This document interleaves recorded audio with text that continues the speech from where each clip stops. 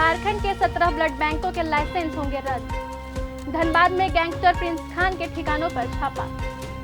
सचिवालय और समाहरणालय के 4th ग्रेड पर नियुक्ति, जेएसएससी करेगा बहाली। सरकार की चुप्पी पर भड़का कुर्मी समाज, कहा 15 दिन बीते जवाब नहीं मिला। मोतिहारी में अमित शाह का हमला, लालू का जंगल राज नए रूप में लौट रहा है। पॉक्सो एक्ट के गलत इस्तेमाल पर सुप्रीम कोर्ट ने जताई चिंता। न्यूयॉर्क मेयर चुनाव से पहले ट्रंप का वाद, बोले अगर ममदानी जीते तो फेडरल फंडिंग घटा दूंगा। दाऊद पर बयान बना विवाद की जड़, ममता कुलकर्णी से नाराज किन्नरों ने बनाया नया अखाड़ा। हरमन ब्रिगेड पर धन वर्षा, मिले 91 करोड़। शेयर बाजार में गिरावट, सेंसेक्स 160 अंक टूटा, निफ्टी 25,700 के करीब। चाईबासा में थैलेसीमिया पीड़ित बच्चों में ब्लड ट्रांसफ्यूजन के बाद HIV संक्रमण के मामले के बाद झारखंड स्वास्थ्य विभाग ने राज्य के 82 ब्लड बैंकों का ऑडिट पूरा किया है। रिपोर्ट में 17 बैंकों के लाइसेंस रद्द करने की सिफारिश की गई है, जिनमें 10 की स्थिति बेहद खराब पाई गई। 7 बैंकों को सुधार का मौका मिलेगा। विभाग ने नई SOP जारी की है, जिसके तहत हर 3 महीने में निरीक्षण और रैपिड किट जांच पर प्रतिबंध रहेगा। 12 से 28 नवंबर तक राज्यव्यापी रक्तदान अभियान चलाया जाएगा, ताकि सुरक्षित रक्त की उपलब्धता सुनिश्चित हो सके। धनबाद पुलिस ने कुख्यात गैंगस्टर प्रिंस खान के नेटवर्क को तोड़ने के लिए मंगलवार सुबह वासेपुर और आसपास के इलाकों में एक साथ छापेमारी शुरू की। रहमतगंज, पंडरपाला और जालान रोड समेत कई जगहों पर पुलिस की टीमें तैनात की गई। सिटी एसपी ऋत्विक श्रीवास्तव के नेतृत्व में चल रहे अभियान में डीएसपी नौशाद आलम सहित कई अधिकारी शामिल हैं। पुलिस गिरोह के गुर्गों और वित्तीय सहयोगियों की तलाश कर रही है। कई ठिकानों की तलाशी और पूछताछ जारी है। हालांकि अभी किसी गिरफ्तारी की आधिकारिक पुष्टि नहीं की गई है। इलाके में सुरक्षा व्यवस्था कड़ी कर दी गई है।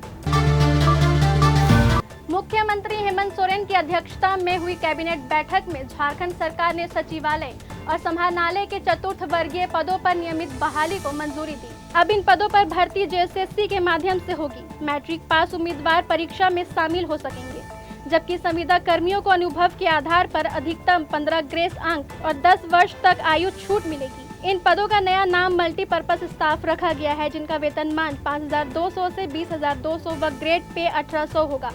सरकार का यह फैसला युवाओं को रोजगार और संविदा कर्मियों को राहत देगा। झारखंड में कुर्मी समाज की अनुसूचित जनजाति यानी SC में शामिल किए जाने की मांग को लेकर विवाद फिर भड़क गया है। समुदाय द्वारा सरकार को दिए गए 15 दिनों के अल्टीमेटम की मियाद खत्म हो चुकी है, लेकिन कोई जवाब नहीं मिला। इससे नाराज कुर्मी समाज अब राज्यव्यापी आंदोलन की तैयारी में जुट गया है। नेताओं ने चेतावनी दी है कि यदि मांगे नहीं मानी गई तो घाटशिला उपचुनाव का बहिष्कार किया जाएगा। कुर्मी समाज का कहना है कि ऐतिहासिक और सामाजिक प्रमाणों के आधार पर उन्हें जनजातीय दर्जा मिलना चाहिए।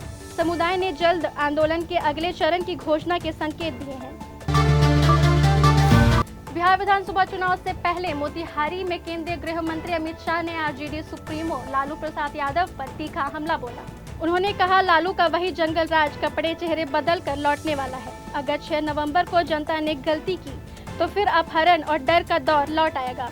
शाह ने दावा किया कि नीतीश कुमार और नरेंद्र मोदी के नेतृत्व में बिहार को पूर्ण विकसित राज्य बनाया जाएगा। उन्होंने किसानों की MSP बढ़ाने और PM किसान सम्मान निधि को 9,000 करने का वादा किया। पाकिस्तान को चेतावनी देते हुए बोले, गोली का जवाब गोले से दिया जाएगा।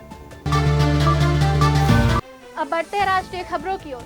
सुप्रीम कोर्ट ने पोक्सो कानून के दुरुपयोग पर गहरी चिंता जताते हुए कहा कि इसे बच्चों की सुरक्षा के लिए बनाया गया था, लेकिन अब कई मामलों में आपसी सहमति वाले किशोर संबंधों और वैवाहिक विवादों में इसका इस्तेमाल हो रहा है। जस्टिस BV नागरत्ना और जस्टिस R महादेवन की पीठ ने कहा कि लड़कियों की सुरक्षा के लिए लड़कों को जागरूक करना जरूरी है। अदालत ने शिक्षा मंत्रालय को स्कूलों में लैंगिक समानता और यौन अपराधों पर शिक्षा देने का सुझाव दिया। साथ ही CBFC और सूचना मंत्रालय को मीडिया के जरिए जागरूकता अभियान चलाने की सलाह दी।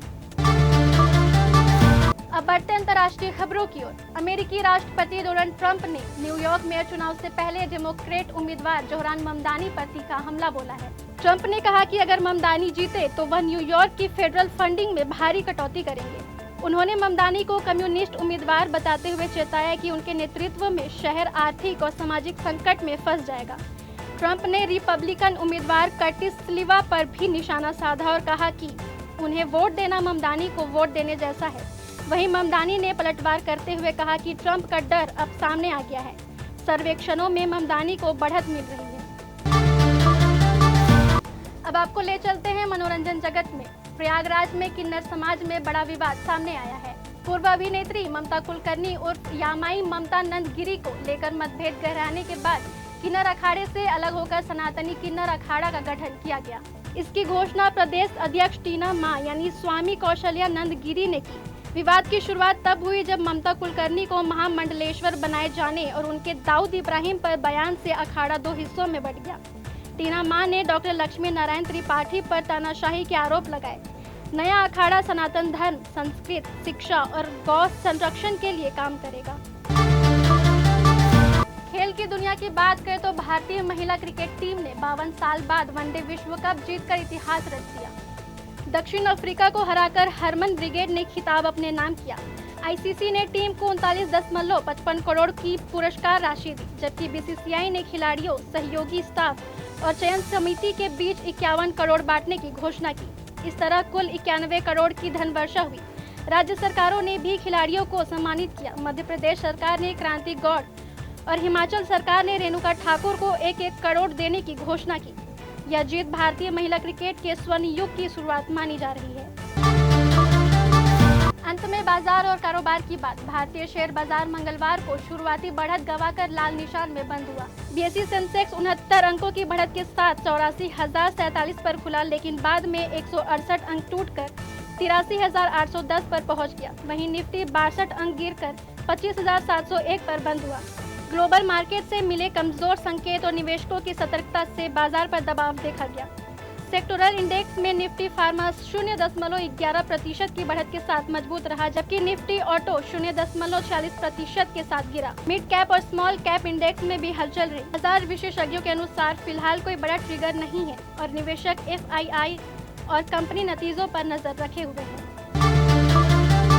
फिलहाल आज के लिए इतना ही। दर्शकों कैसी लगी हमारी ये पेशकश हमें जरूर बताएं।